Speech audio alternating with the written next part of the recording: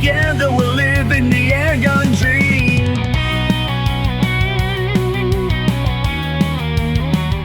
Hi guys, and welcome to the second AirAbility podcast.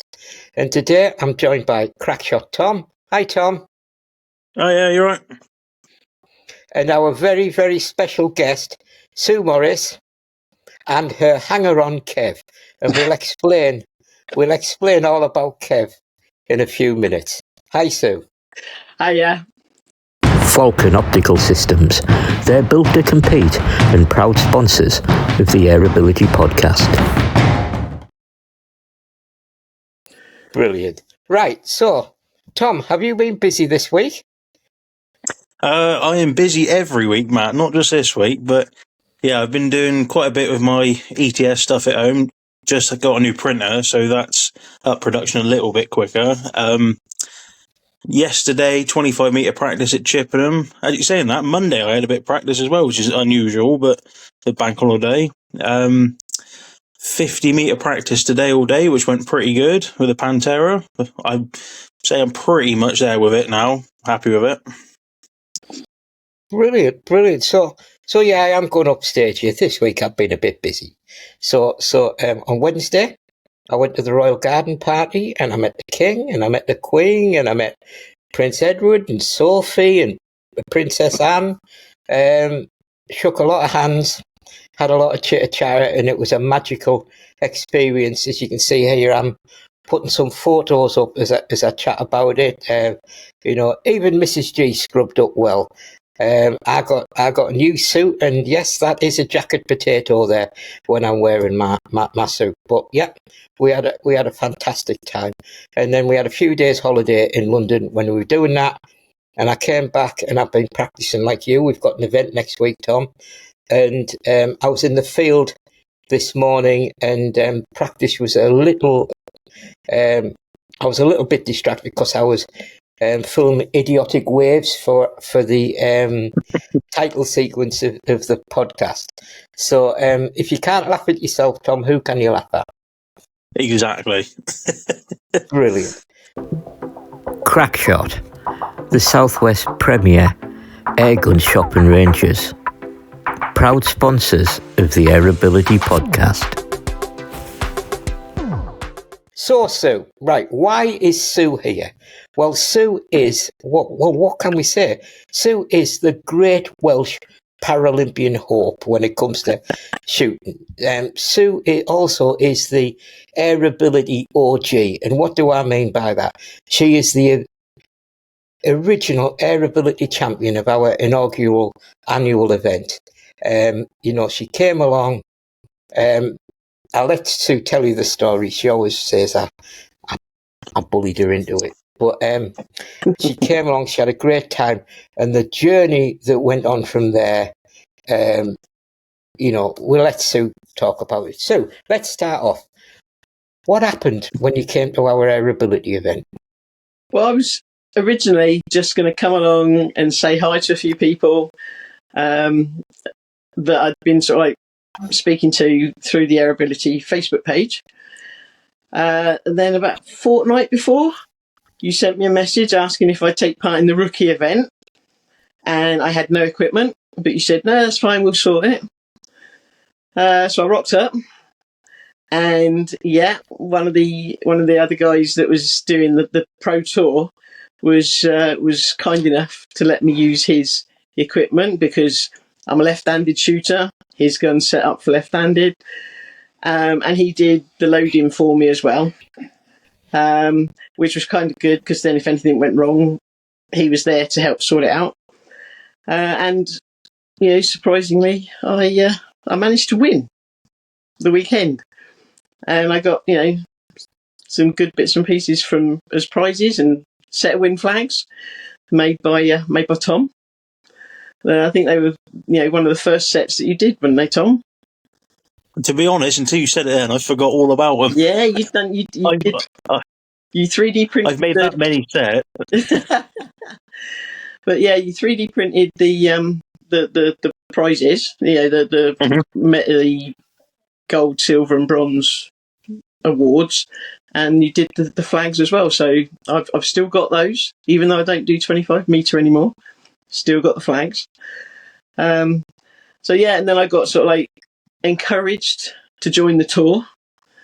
So I spent a year doing the 25 metre bench rest, but I was still secretly just sort of like doing 10 metre stuff and liking it at my local club, because Kev had bought me an Air Arms TS 400 gun that I could use at 10 metres, and I was sort of like plinking with that, and decided I wanted to go into 10 metre target a lot more seriously. So I started getting more involved in that and had to drop the bench rest. But now, 10 metre Paralympic target air rifle is what I do. Well, you can't knock that. Now, just so everybody understands, AirAbility came from what I thought was a need to support people with disabilities in the world of outdoor airgun shooting. But Sue, can you tell us a little bit about the tremendous support that you get in indoor 10 metre? Because I think it's British Shooting, isn't it? Do a fantastic job. My daughter, she used to shoot air pistol through British Shooting. She was on one of the talent pathways, and it's fantastic. Can you tell us a little bit about it? I was lucky enough last September to get onto one of the British Shooting pathways for 10 metre target. In fact, I was lucky enough to sort of like skip the introductory level and I went into what's called the Talent Academy. And so we get, I think, 6 or 7 Seven sort of like training camps, which are weekends at a couple of different ranges. One's at Aldersley in Wolverhampton, the other's up at Wigan. And, so we get coaches, it's almost like one-to-one support, to help with technique and all of that. And to a certain degree, they help with like the psych side of stuff, because a lot of it is mental, sort of like how you deal with things going wrong, things going right, and stuff like that. And then this year in April, well, in middle of March, but it's the actual pathway started in April, was they started a new potential program for Olympic and Paralympic athletes. And the idea behind that is basically we're looking towards LA in 2028 and Brisbane in 2032, and just trying to build up a strong team to enable us to have the best opportunity to do as best as we can as a nation at those upcoming Olympics. So with that is additional coaching. So that's even more time at ranges with specialists, sort of like breaking down techniques and, helping you see why something happens.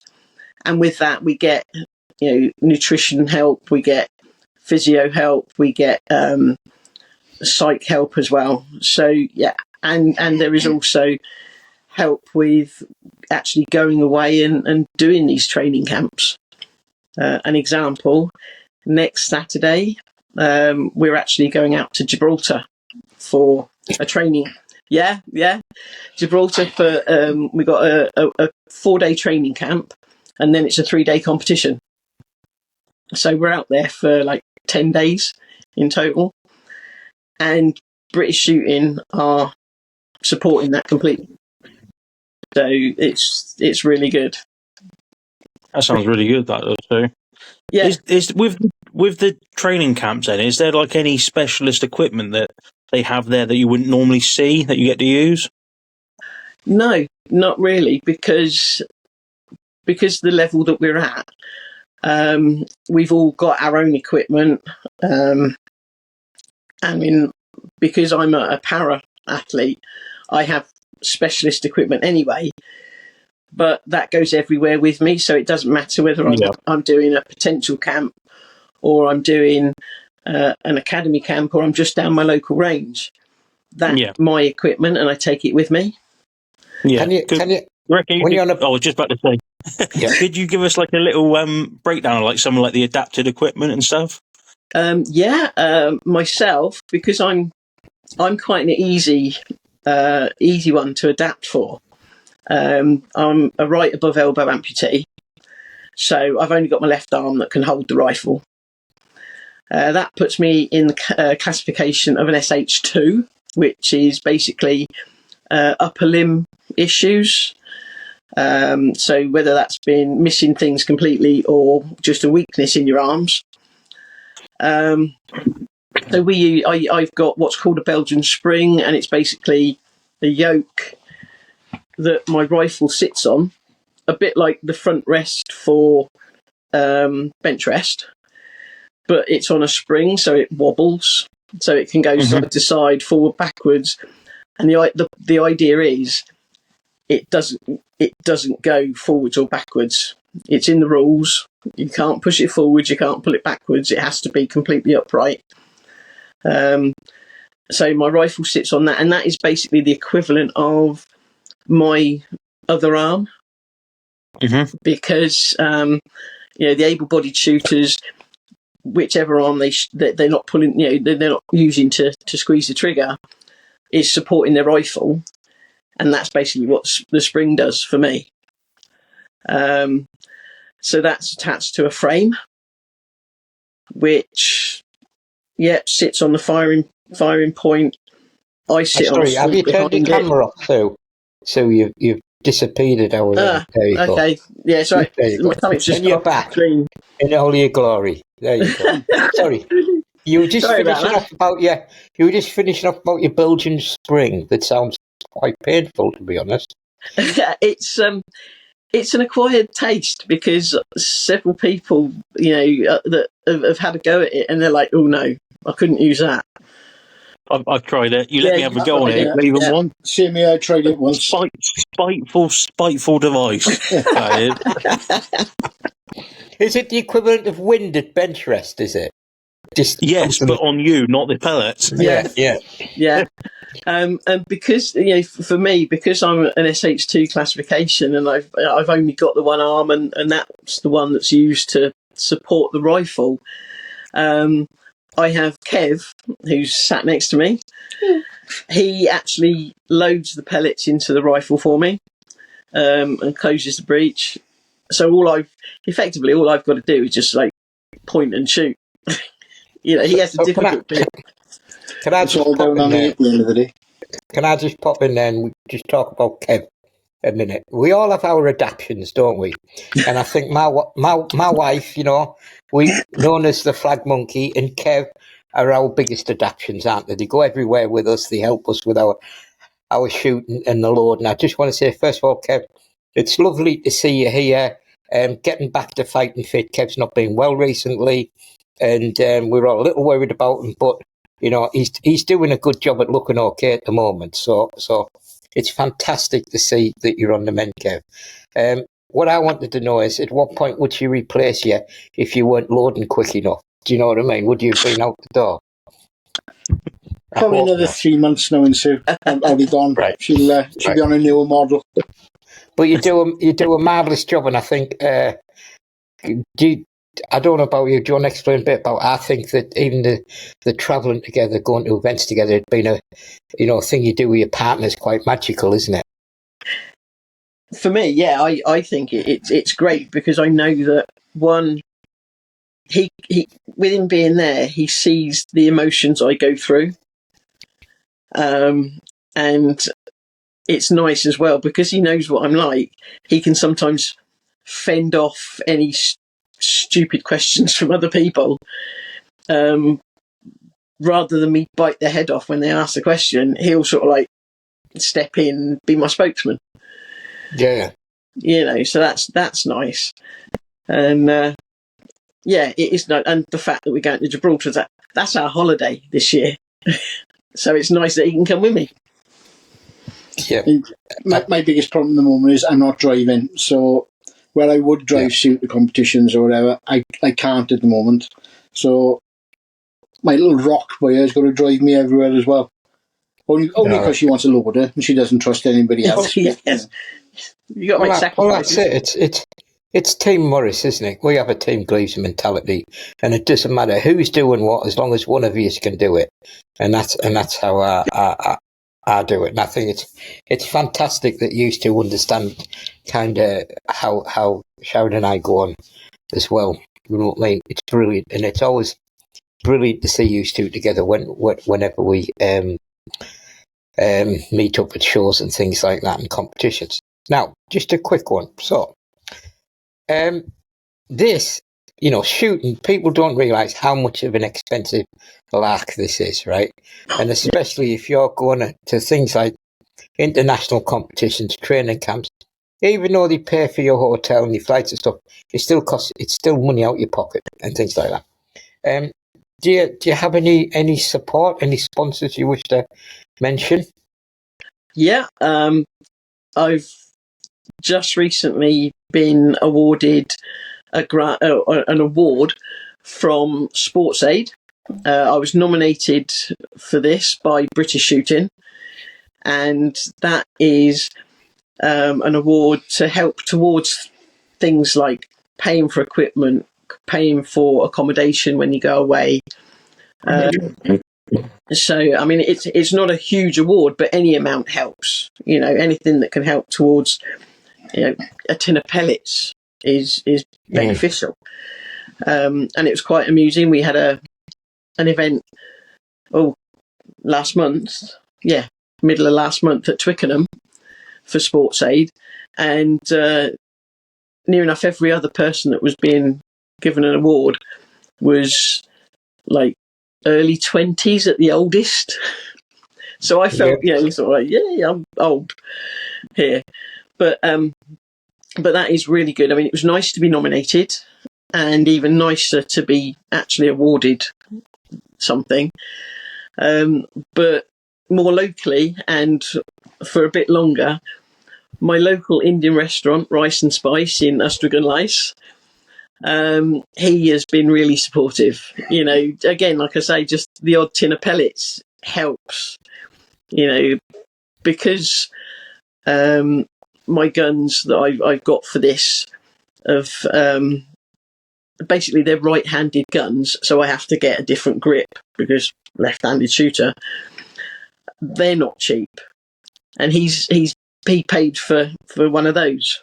He's put money towards it, and that helped because it meant that was money we could put towards something else as well. So I think that's a great point. That when people help you with something, let's use the tin of pellets as an example. That releases some cash there. Put some petrol in the car, go towards a hotel room. You know what I mean? It's not about, it doesn't have to be a direct link to what you need, but it opens up and releases stuff. Yeah, brilliant. Yeah, and it does help a lot. Just knowing that you've got that little pot of cash that you can dip into if you need fuel for, even to get to training your local range. And with the amount of training I've got to do now, it is really important that I can get to the range and I can do this, that, and the other when I need to. So, because when you get a bit of equipment, how hard to think is, I've got this,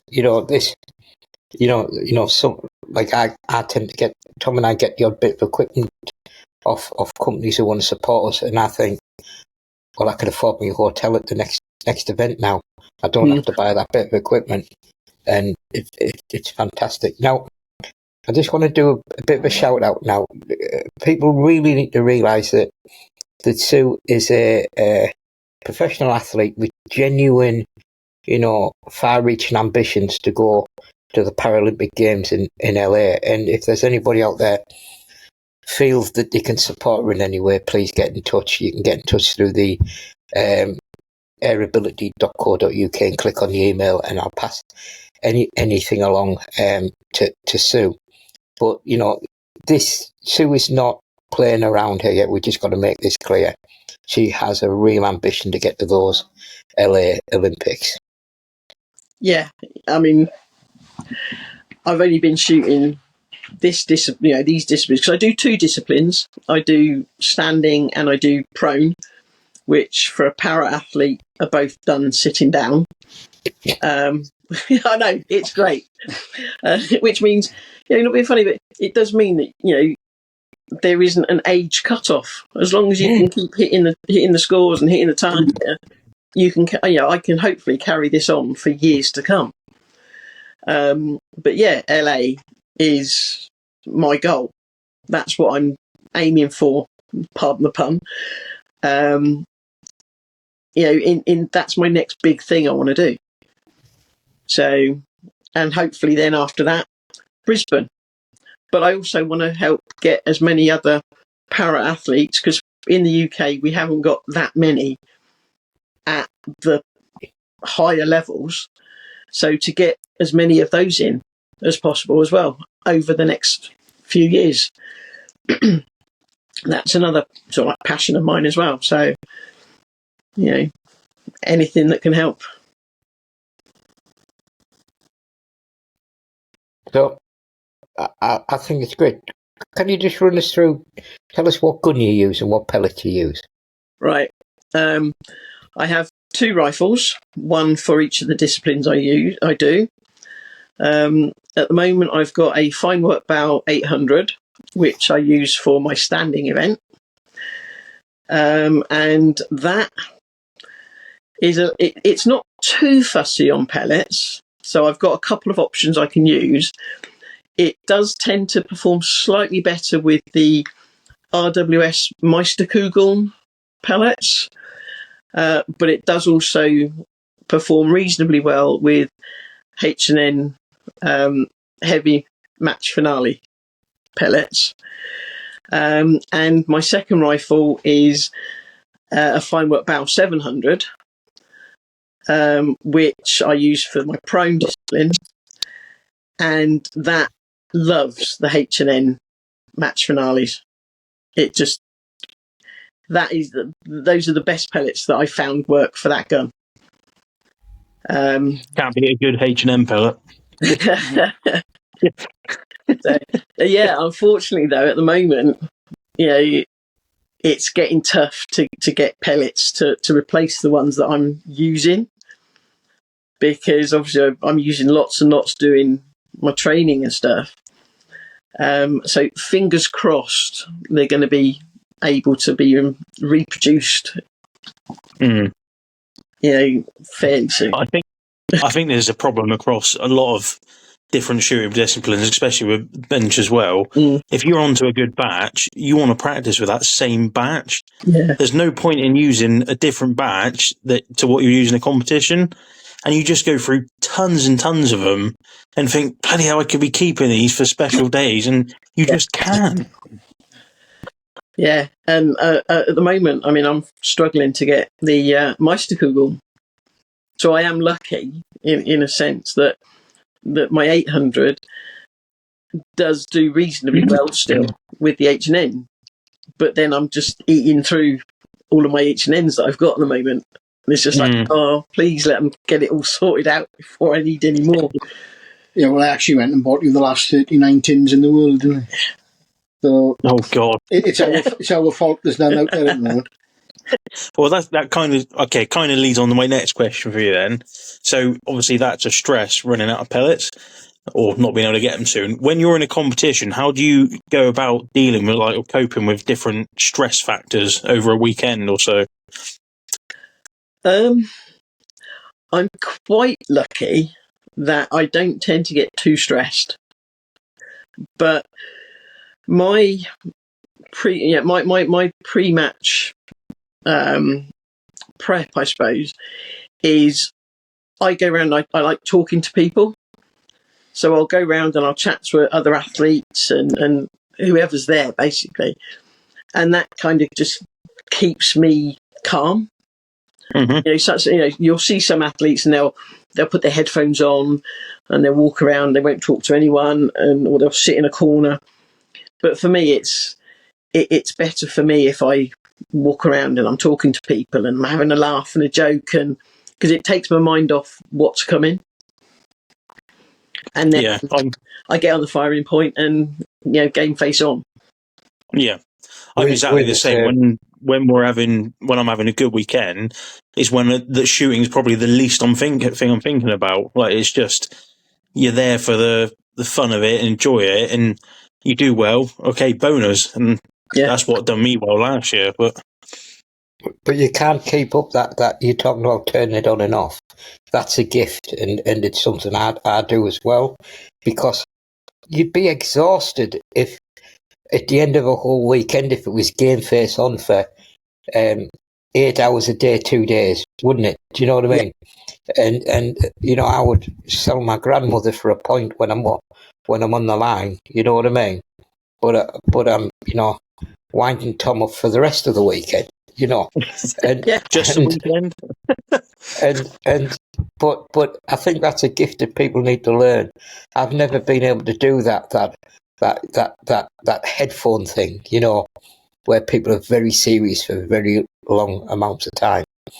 And I don't know about you, Sue, but I don't wear earplugs when I'm shooting because they're air guns, so they're not that loud. But people use them so they don't get distracted.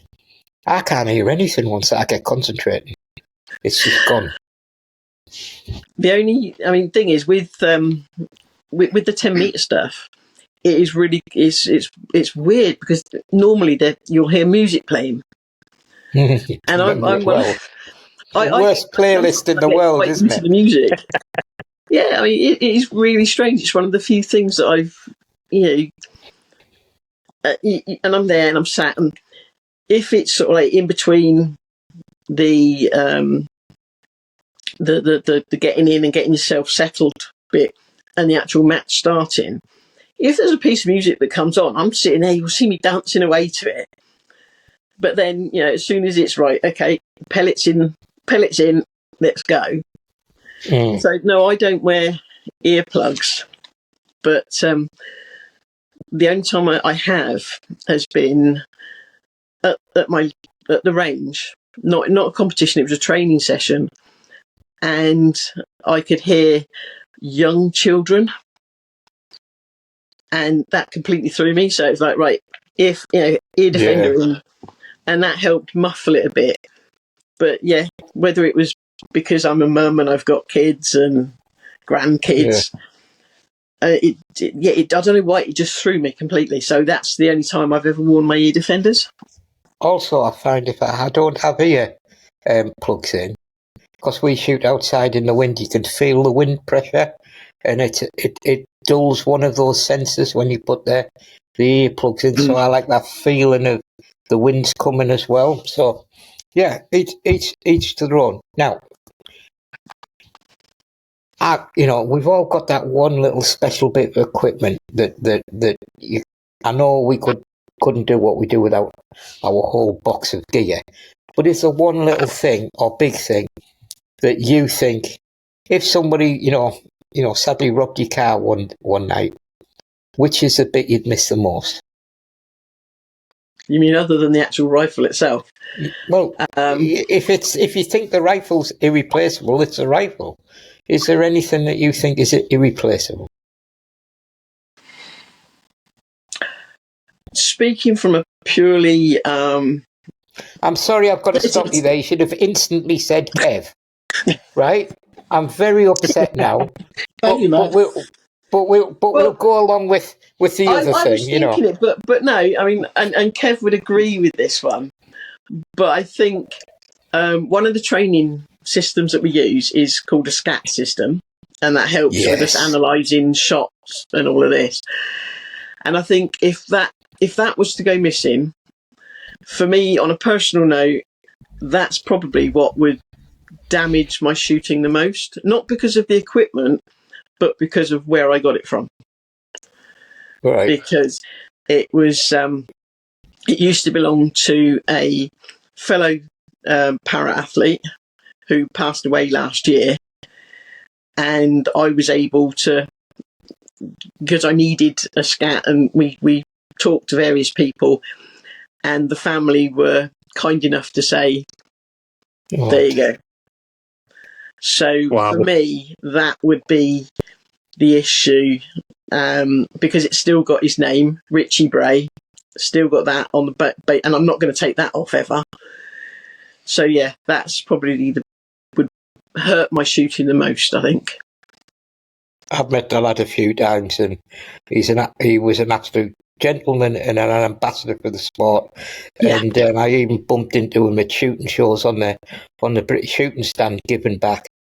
So he was an example to all. Bless him. Yeah. I have personal stuff like that. I agree with you. It's sometimes it's the people more than the gear, isn't it? But yeah, I would miss Kev if someone Oh took yeah, him. we're back to Kev. Yeah, we would miss it. If someone took him, I'd miss him, obviously. Ish. But For about a week. I'd cope. If you kidnapped him on a Monday, would you ask him to bring him back on a Friday so you didn't have to look after him for 4 days? That's what Sharon would do to me.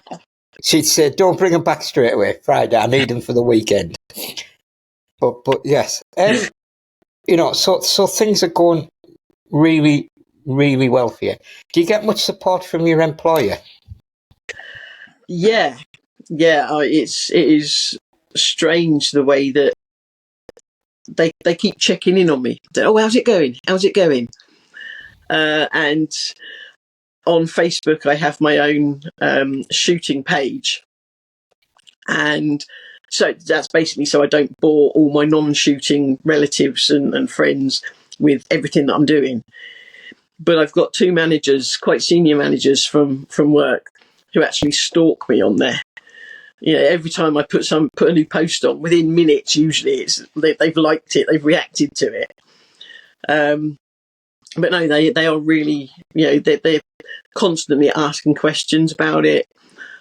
I've even been asked to talk in team meetings when the Paralympics were going on last year.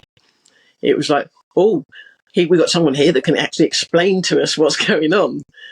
So I was asked to talk in various team meetings for departments that I've got nothing to do with. And so, and even my managers have been looking to see what leave I would be allowed to go to LA. So yeah, it is a little bit surreal at times, but they are, it's nice to know that they are behind me. So if I do need a day off to do an extra bit of training, they understand why I'm doing that and I'm asking for that.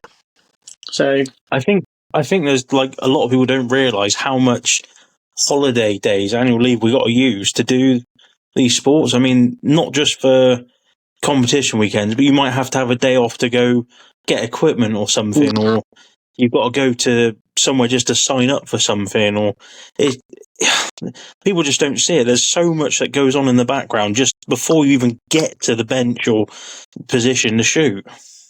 Yeah, I mean, like last week, we had the bank holiday Monday, and then Tuesday and Wednesday, I had 2 training days. So it's just like, yeah, okay, so that's 2 days of leave. So, but yeah, it's all of my leave has already been written off towards training days and days for holiday for travelling to a competition. Yeah. Because most of the competitions I'm doing now are weekends, but then still got to travel to them.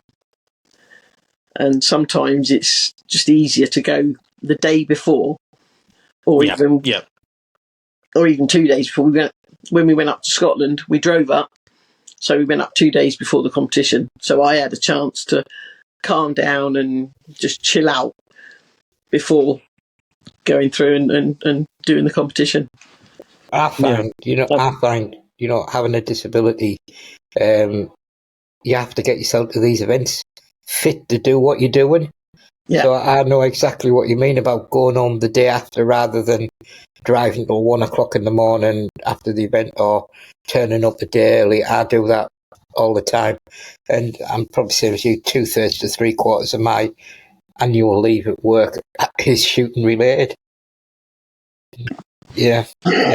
Tom just does what he wants because it's his own business, you know. Yeah, so hang on. He does a 2-day week, I think. Hang on. I did last week as well, actually, which is funny to say. No, some people know I still work for my dad, which I'm slowly probably going to be winding that down more and more and taking more and more time to do my ETS stuff. And mum and in-laws have just taken over a farm as well, so spending a lot of our time dealing with that as well. I'm a busy man all the time. If I'm not doing my proper job, I'm certainly doing other stuff. I couldn't do it all. But yeah, I also think why we can cope with, doing, this level of shooting that we all do. I like to say, always ask a busy person. And I think if you're a busy person, you find the time, don't you? Yeah. And you use your time wisely. And just don't sleep. Yes, basically. Insomnia is a gift, isn't it? I'm up at 3 o'clock in the morning under my bed covers, right? Typing away to somebody in America telling them how to build a bench rest, right? Or I'm editing my video, and then usually about 20 minutes in, about 20 past 3 in the morning, I get kidney punched off Sharon and a pile of obscenities and just saying, I'm sick of that light. You've just got to stop now. You know what I mean? But it's true. Yeah. It's true. This morning I got up about 6:30 and I was in bed and I was editing a video. You've just got to keep going and doing your stuff. And if we're not doing it, we're thinking about it. No. What I find as well, like we got up at 7 o'clock to go to the farm this morning and I was doing 50-meter practice. I woke up and I thought, can I really be bothered? And then it was like, actually, if I'm up now practicing, some other people aren't. I'm making improvements and getting further along what other people aren't. Yeah. When I get up and the arms aren't working and the back's hurting and the hips playing up and stuff like that, I think, that would put off 3/4 of the shooters. And that's why I'm doing well, because I get up there and I do it. And I absolutely agree with you. I've sat in that field in some pretty crappy days thinking, this is why I do better than some. Yeah. I mean, some of my training is done in an evening after I've had a full day at work.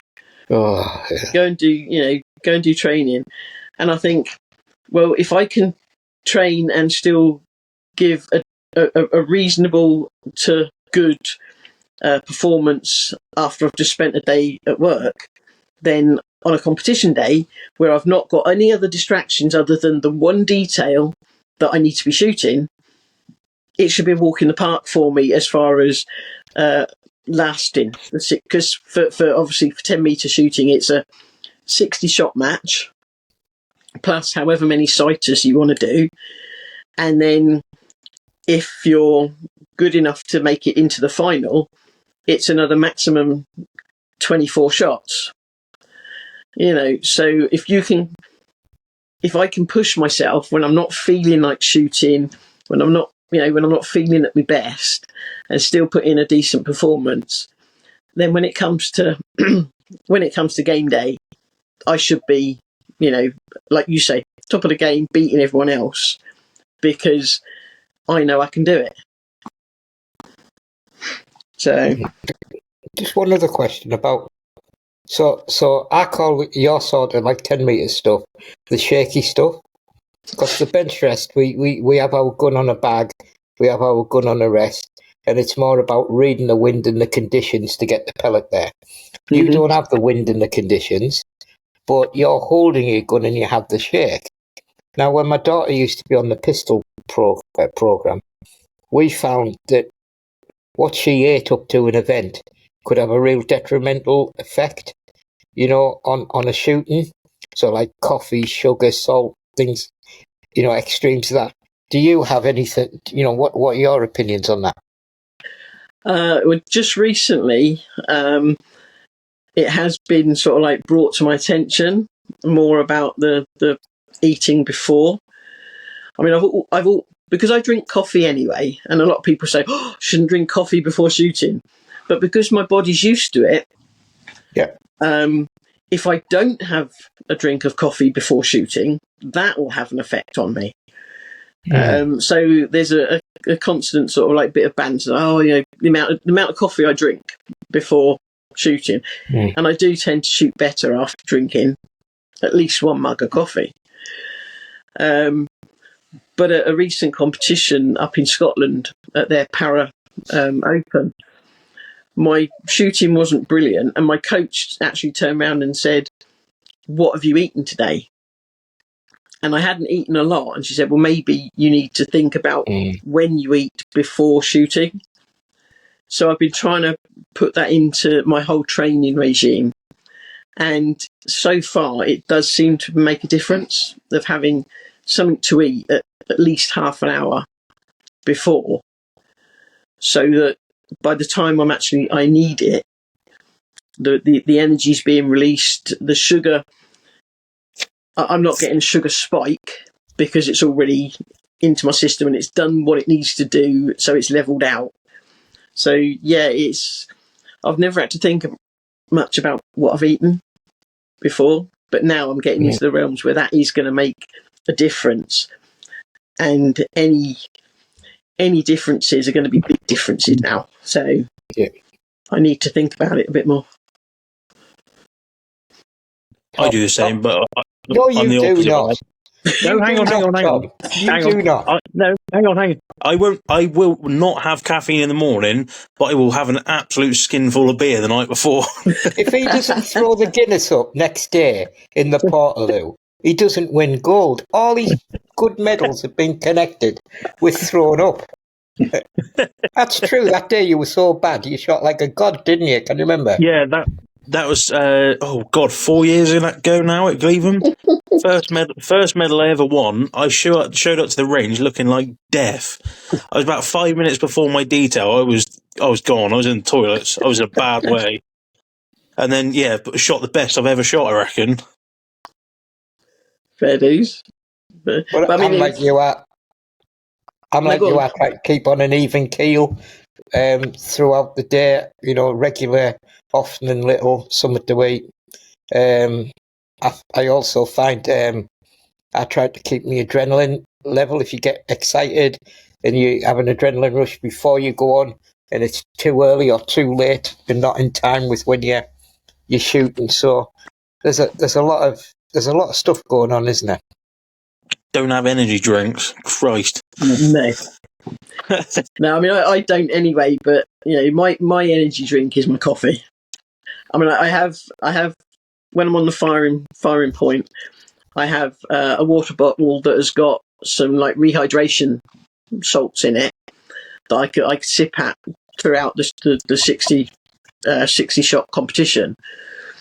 But other than that, it's usually coffee before, coffee after. But I've only got, unlike you guys, I've only got one detail a day usually. Yeah. Whereas you've got your 3 cards that you do.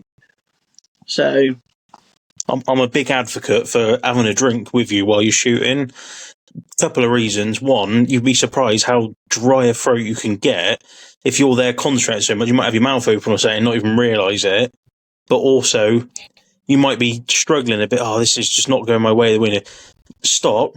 Have a sip of your drink. Sit back, relax for a minute, and go back at it. It's like a reset.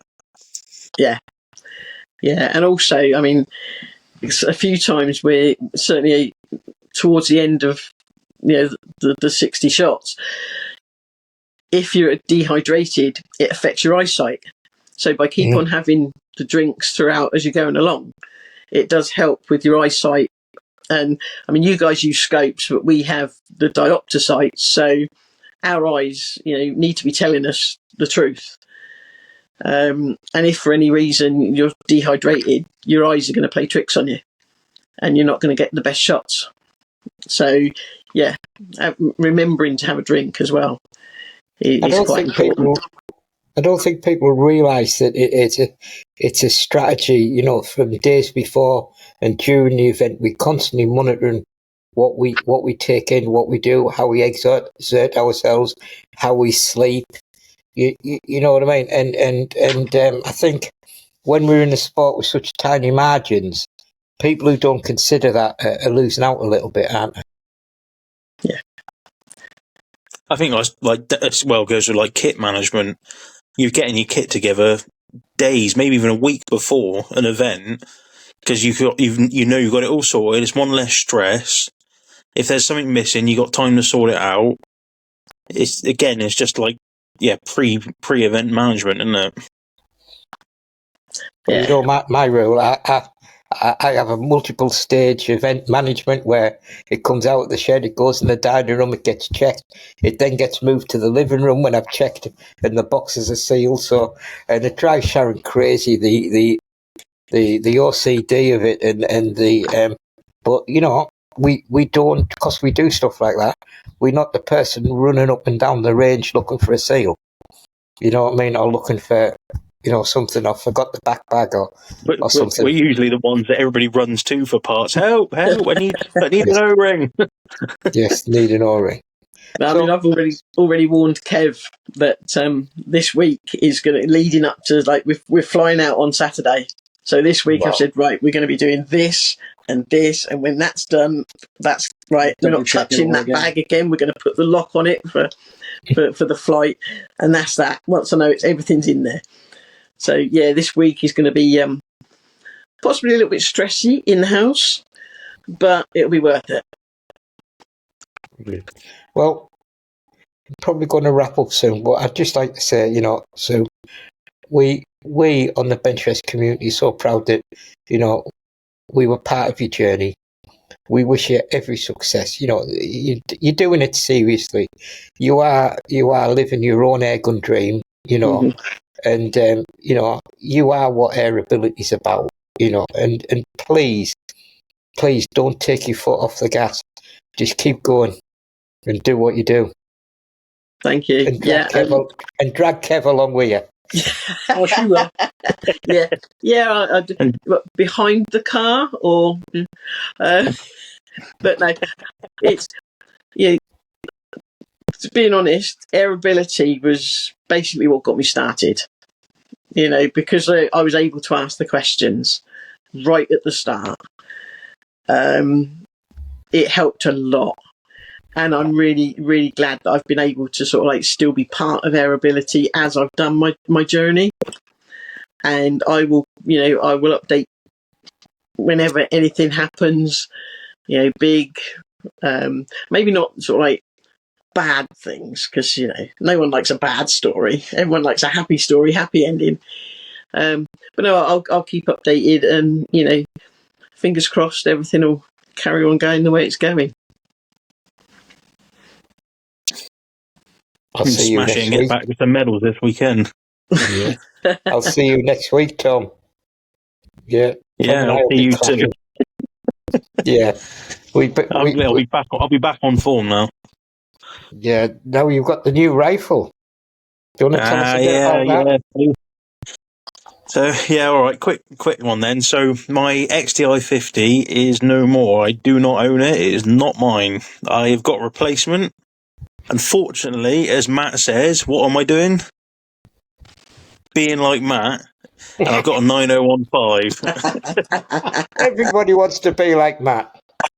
But yeah, but please watch out on the AirAbility Facebook group and things, because Tom and I are doing some great things with 3D printing stocks.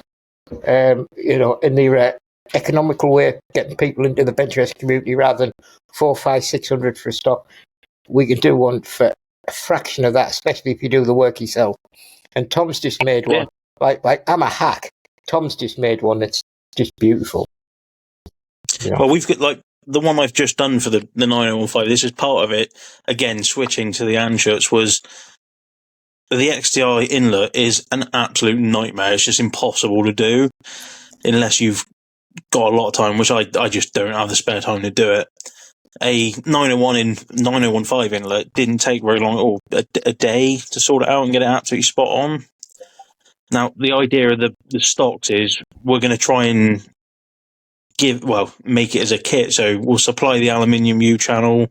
There's going to be a template where you've got to drill or cut out this hole for trigger, and then the inlet and the outer part.